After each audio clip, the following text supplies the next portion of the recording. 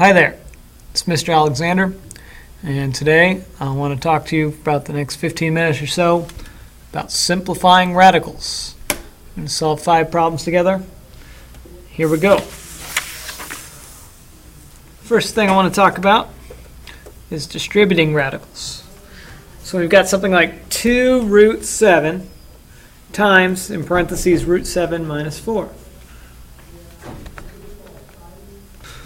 So when you've got a square root on the outside of the parentheses like this, you're going to want to distribute to both terms inside the parentheses. So you'll have 2 root 7 times root 7 minus 2 root 7 times 4. Like that. And when you've got a square root times a square root, it's pretty simple to just multiply the numbers underneath the root. You're allowed to do that when it's multiplication. You can't do it with add or subtract.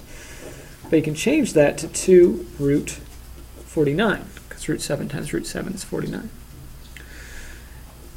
And here we've got 2 times 4, which is 8 root 7. We can do a little bit more simplification here because the square root of 49 is just 7. So that's 2 times 7 minus 8 root 7. And then finally, the last step is 2 times 7 is 14 minus 8 root 7. So this one has a square root 7 and this one does not. They're not like terms. Nothing else to combine. And that's it. It's 14 minus 8 root 7. Next one I want to talk about is, in parentheses, root 6 minus root 3, quantity squared. And this one usually trips people up because they see that squared and they just want to square everything inside the parentheses. But what it actually means is root 6 minus root 3 times root 6 minus root 3. So this is a special kind of multiplication. You can use FOIL, you can use the box method. I prefer to FOIL, so that's what I'm going to do. So FOIL is an acronym that stands for first, outers, inners, lasts. And it refers to the terms that we're supposed to multiply. So first is root 6 times root 6. Root 6 times root 6. Anytime you've got a square root multiplied by itself, it just becomes the number underneath the square root. So root 6 times root 6 is just 6. And that's a little easy step to save you some time. First outers, so we're going to do root 6 times negative root 3. It's going to be minus, well, root 6 times root 3. We can just multiply the numbers underneath the square root there. 6 times 3 is root 18.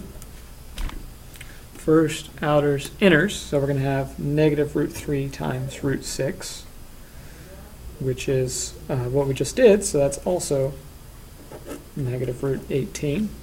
And then finally, we've got negative root 3 times negative root 3. Well, negative and negative makes a positive. Root 3 times root 3, they're the same, so it just becomes a 3. We're going to combine like terms here. We've got a 6 and a positive 3. 6 plus 3 is 9. And we have 2 negative root 18s. So you got 1 here, 1 here. So it's like saying negative 1 minus 1 is negative 2 root 18.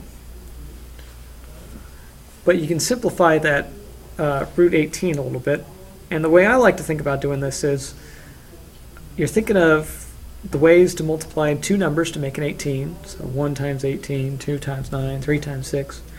Well, one of them needs to be a perfect square. Perfect squares are 1 times 1, 2 times 2, 3 times 3, 4 times 4, 5 times 5, and so on.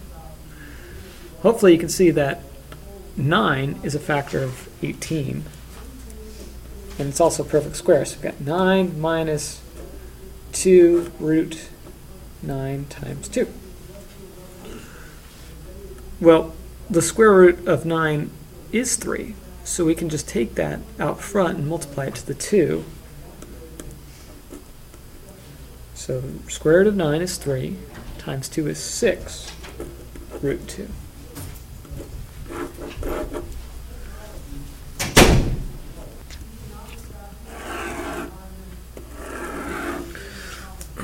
Next problem I want to talk about is 36 over 4 minus root 7. Now, when you're dealing with these kind of problems, it's best to keep the goal in mind. In general, in math, we don't like having square roots of anything on the bottom of fractions. We like to clear those fractions of square roots on the bottom. And the way you're going to do that with square roots is you're going to multiply by 1. Would you agree that you can multiply any fraction by 1 and it won't change the number? But what you want to do is multiply by a special one. And the one that we want to use is, it comes from something called the conjugate. And the conjugate of this 4 minus root 7 is, you keep the root 7, but you just change the sign. So instead of doing minus, we're going to do plus. Now, I couldn't just multiply the bottom of the fraction by that without changing the number. But you can multiply any number by 1, and it doesn't change the number. So I'm going to multiply both the top and the bottom by this conjugate, 4 root 7. Now, it might seem like a lot of work, but keep the goal in mind. We're trying to clear the denominator of any radicals. And hopefully that's what happens when we multiply this by this conjugate. So let's start with the top. First we have 36 times 4. So 36 times 4 is 144. And we're going to do 36 times root 7, which is just 36 root 7. So that's what we've got on the numerator now. That's our new numerator. And then here, we're going to have to FOIL this out. 4 minus root 7 times 4 plus root 7. Okay, so FOIL is first. 4 times 4 is 16. Outers is 4 times root 7, which is 4 root 7. Inners is 4 times negative root 7, which is minus 4 root 7. And then finally, negative root 7 times positive root 7, which is just negative 7. All right, so we're almost there now. We're going to combine some like terms. There's nothing on the top to combine, so I've got that 144 plus 36 root 7. Then on the bottom, I've got 16 minus 7, which is 9. And then, of course, 4 root 7 minus 4 root 7 is just 0. So I've got a 9 on the top and the bottom. So I've canceled out the radical, which is exactly what I was trying to do. Remember, I was trying to get the radical off the denominator, which I've done. But I can simplify this further, since I can divide both these terms by 9. Well, 144 divided by 9 is just 16. Then, of course, 36 divided by 9 is just 4 root 7. And that'll be the final answer for this one. There's a couple more problems I want to do. And the first one I'd like to talk about is 3 root 20 plus 8 root 45. On these kinds of problems, what you're going to want to do is try to simplify the radical by finding a perfect square factor. Remember, the perfect squares are like 1, 4, 9, 16, 25, 36, 49, so on. Hopefully you can see that 20 is just root 4 times root 5, because 4 times 5 is 20. And then to make a 45, well, 45 is 9 perfect square, 9 times 5. So root 9 times root 5. Again, if you got two roots multiplied together, you just multiply the numbers underneath the square root. 9 times 5 is 45. Okay? So 3 times root 4, well, that's the same as 3 times 2 times root 5. And then we've got plus 8 times root 9 is 3 times root 5. Okay, a couple more steps here. 3 times 2, well, that's 6. connect that 6 to the root 5, plus 8 times 3, see 8 times 2 is 16, 8 times 3 is 24, root 5. Okay, last step. 6 root 5 plus 24 root 5. 6 plus 24 is 30. We can combine them because they have the same square root. This is like an x. Root 5 is like x. So it's like 6x plus 24x. We can combine them because they're like terms. 6 plus 24 is 30 root 5. That's the final answer. Okay, one more. It's a doozy. -2 root 54 plus 7 root 150 plus 3 root 144. Same process. We're still looking for perfect square factors. I'm just going to write down the perfect squares one more time. 1, 4, 9, 16, 25, 36, 49, 64, so on. So, 54. That's the same as root 9 times 5. 54 is 9 times 5. And I picked that one because 9 is a perfect square.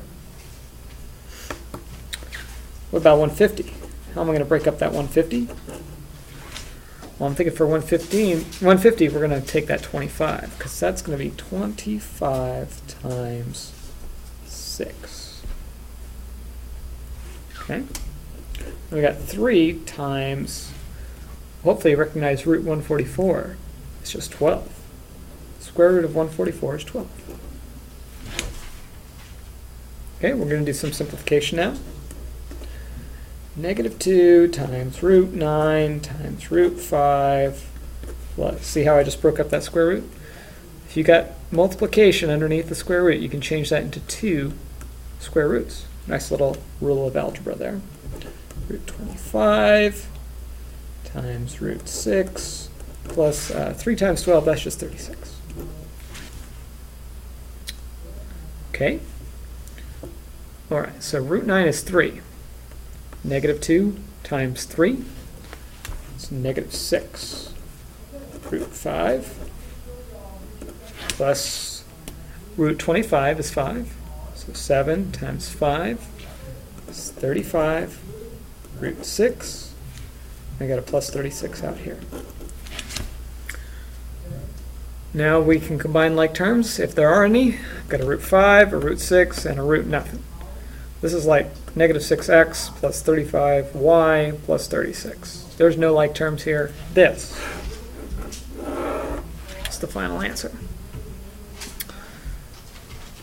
Now, I'll give you a little bit of a hint here. I took all of these problems off of this assignment. This looks familiar. So, if you're wondering how I picked these problems, take a look at your homework. And I hope this is useful. We'll see you next time.